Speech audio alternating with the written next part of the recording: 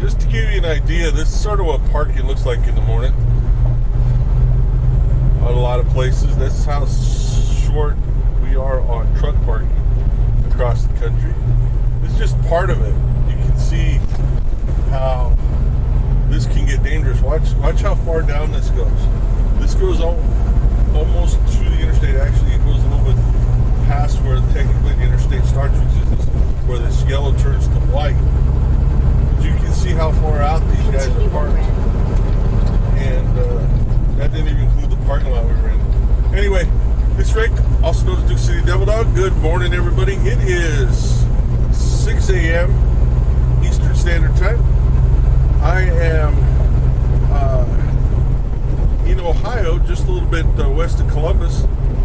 We're headed towards New Jersey. We're going to shut down at Frysville, I believe it's Frystown, Pennsylvania, and run the rest of this in early in the morning. We're actually a little bit closer to Daytona than Columbus, as you can see. It is the 3rd of June, 2020. I'd like to say happy birthday to my oldest. Happy birthday. Happy birthday, Gabbi. We're going to run this as hard as we can so we can get shut down as soon as we can. Supposed to be some storms coming up this afternoon, but we should be shut down by the time they start to hit. And then they're supposed to dissipate before the early morning hours, which is going to be good for us because we'll be running early in the morning tomorrow. We got a 6 a.m. delivery tomorrow in New Jersey, and we'll have about 110 miles to get there once we start running. So we're going to run early in the morning, but we'll be good to go. Goal is to shut down by about 1400 this afternoon, Eastern Daylight Time. We should be right about on that, give or take. Give or take, we should be good to go. Anyway, like I said, we're gonna run this as hard as we can. Get there so we can leave early in the morning. Had some issues yesterday with traffic that always runs in. We had some single lane traffic that was going to be stop and go, and it became just stop because there was an accident in that single lane. That's one of the reasons, even when you get in single lane, you can see where this car is in front of me and this truck a little bit in front of him. Even when I'm doing single lane in construction, first of all, we're going slower. Stevens, we go 10 miles or more underneath the posted speed limit in a work zone. So we run a little bit slower, but we still try to keep that 6 second at least. And it's important because if you don't, there are sudden stops and slowdowns in construction. So you really need to keep that distance up, even though you're going slower. Somebody didn't, in a couple of trucks, I guess, from what I was told, got an fender bender that stopped everything. Luckily, they were able to get us off the freeway and onto US 40. Only problem was that so much traffic on US 40 that was crawling. So we didn't make it as far as we wanted to, and that was London, Ohio. We ended up being about 70 miles short of that, but I could have tried to push it, and if I didn't get there, dealt with a hours of service violation, but I just didn't want to have to deal with that. So I mean, I'm still on time to get this where I need to go. I just have to run a little bit farther this morning, but that's all right. I've got plenty of time. I'm good to go. So I'd rather do that than deal with the hours of service violation, which I had an excuse for, and there is a rule that deals with that, unexpected traffic stops and delays and stuff like that. So, but anyway, we just shut down early. Kudos to Pilot, Flying J, and their prime parking. When I run where hard, and I've got one or two options, or or even sometimes just one option for a place to shut down. Because I like to shut down. I don't like to shut down the side. I'll never shut down on the side of the road unless I'm broken down. Or, you know, I just won't. You know, it's either going to be a rest area or a truck stop or an organized parking area, some way like that. But the only time I'll go ahead and get a prime parking is if I know that it's sort of required, or that's the only way you're going to get a parking place, which I learned about that that's the way it is in Phoenix. So in the future when I go to Phoenix, I'm going to reserve them ahead of time.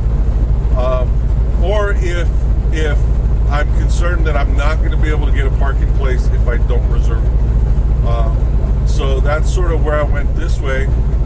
Because I was going to push it to get to London, Ohio, was the only parking area out there. I had reserved a parking space. Pilot Flying J was really good because when I called them to see because they have a no refund policy if you're within 4 hours of the start of your reservation, which reservations start at 4 p.m. So if you don't call by noon, they won't refund. But the lady at Flying J and Pilot at their prime parking was nice enough to change my reservation to the one that was closer, so I didn't end up losing any money, and I appreciate that 100%. So kudos to Flying J, kudos to Emily, great name. I even told her, that's the name of my truck, Emily Rose, and she told me that her sister's middle name is Rose, so that was just interesting. But anyway, we're gonna push it here. We got 482 miles to go today, and then we'll shut down for the night and get running a little after midnight. So anyway, stay with it. We'll see. The sun's coming up. It's gonna be a beautiful day, and I hope that everybody stayed safe. I'm sure there was some unrest and stuff, and I'll listen about that a little bit. But hopefully everybody stayed as safe as possible, and hopefully all this mayhem is going to stop very soon. It's not something we need going on. Anyway, we will talk to you in a little while. Hey, we've talked about parking. We've talked about parking a little bit. I just want you to see, as we come up to this exit up here, how many trucks are parked on these exit ramps. You can see both sides. This is a rest area, but you can see the rest area is full, but look at all of the trucks on both the entrance and the exit ramps. When we talk about parking being a premium in this country for truck drivers, we're not kidding. Look at this right here. Look at how far down this extends. The parking even extends back onto the interstate.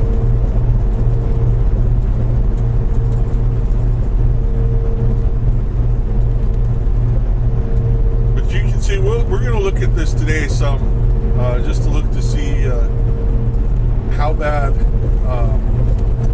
the issue of parking is. And that's just in this little area of the country between, Ohio, just about the Indiana-Ohio border, and we're heading into Pennsylvania. But we'll just look at this today a little bit and just check it out and see, so you have an idea of what's going on here. Here's another rest area we're coming up on both sides. You can see, again, even though some trucks have left, you can see the parking issues still here. There's just not enough room. And this is a big, this got quite a bit of room over here as far as parking, but it's just crowded.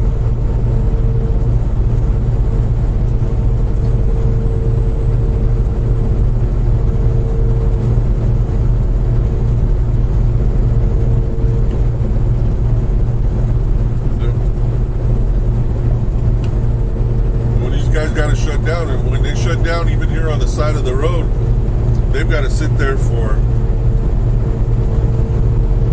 10 hours.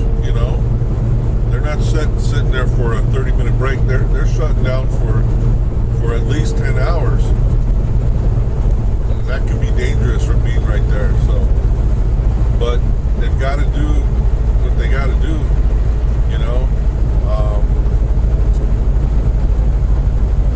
Anyway, again, just drawing some attention to the parking issues, because I don't think most people understand them. But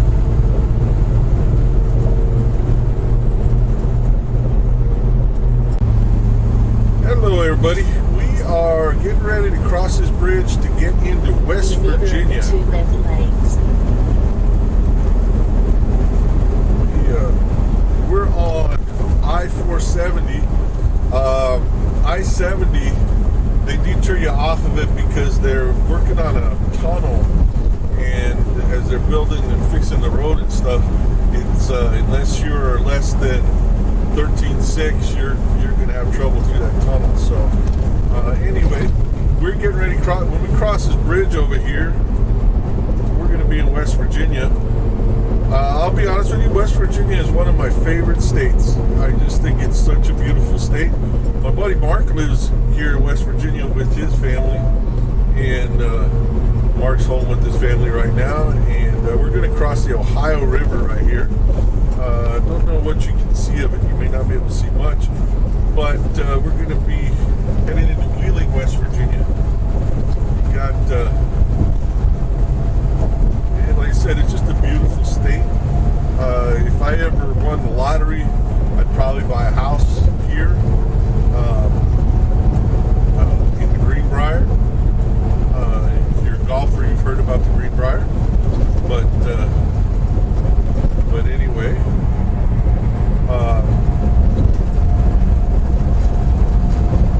we're gonna get up this hill here. And the one thing about West Virginia is there are a lot of hills. You got to go through a lot of hills to go and get up where Mark lives.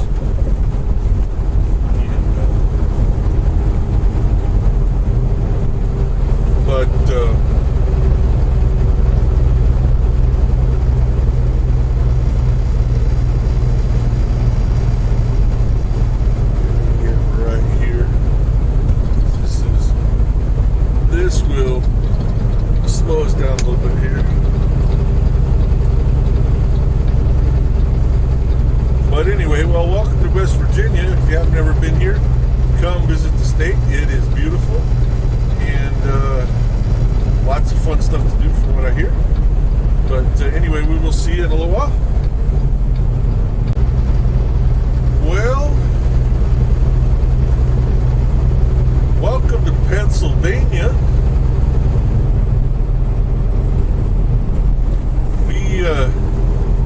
20 minutes and 5 construction zones later, we went from Ohio through West Virginia into Pennsylvania.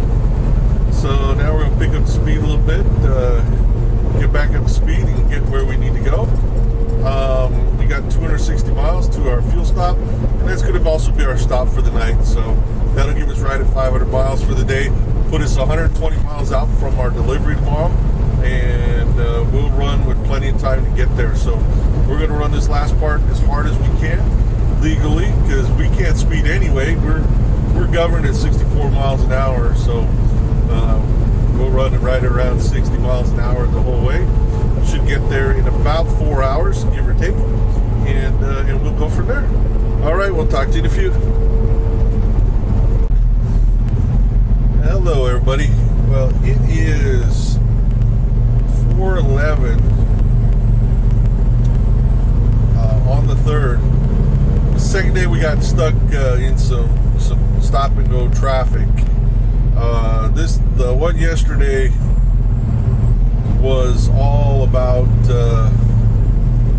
was in Indiana. That was all about construction, and well, it wasn't all about construction. It was construction that led to an accident that, because of the construction, it stopped everything, because there was one lane was one lane moving, and there was an accident in that one lane, and it stopped everything. So it put us behind an hour there. This is a little bit different. This is on 81 going north towards Allentown. We're trying to get off on 78, and we got 12 miles to our stop, to our fuel stop and our stop for the night, and we got to get it shut down and get our post trip and everything done as quickly as possible, so that we can get running tomorrow. So about 18 minutes, give or take. But we've been running stop and go because there was an accident over here. We're gonna come up on it. You're going to see it here. An 18-wheeler. I don't know what happened, where he lost it or whatever. But supposedly it broke through the barrier over here on the right, and the trailer's hanging off the edge. We'll see it here in a minute. But we're gonna get a little bit of vibration. We may hit this rumble strip over here, trying to keep left. But hopefully the driver's okay. I don't know. I have no idea.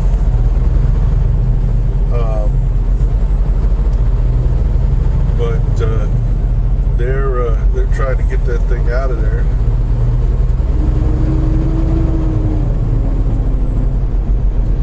We're gonna go a little nice and slow right here. But you can see sort of where he's at right there.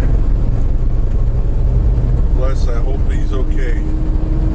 But they've got a lot trying to get that thing out of there. So I think he's okay, because I think that's the driver we just pushed. We just passed. I think that's him. Looks like it's him anyway. But hopefully that's him, and hopefully, you know, if it is, then he's okay. If not, hopefully whoever the driver was is okay. But now we got to run hard. We got 12 miles. We got to get over there, get fuel, get shut down, and we'll have we'll be able to get there still an hour early. So anyway, we will pick you up in a little bit.